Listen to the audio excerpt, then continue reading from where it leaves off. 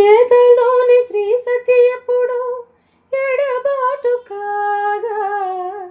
ఎనలేని వేదనలో రగిలిన వాడు మనసిచ్చి పరిణయమాడిన సతి పద్మావతి మమతల కోవెలలో మసలని వాడు నీతికి నిలిచిన వాడు దోషిగా మారిను నేడు ప్రేమకు ప్రాణం వాడు శిక్షకు పాత్రుడు కాడు ఆత్మరక్షక శ్రీ వెంకటేశ్వర కరుణతో తోడు నీడైవాని కాపాడు నేడు కొండలలో నెలకొన్న కోనేటి రాయడువాడు కొండలంత వారములు కోపెడువాడు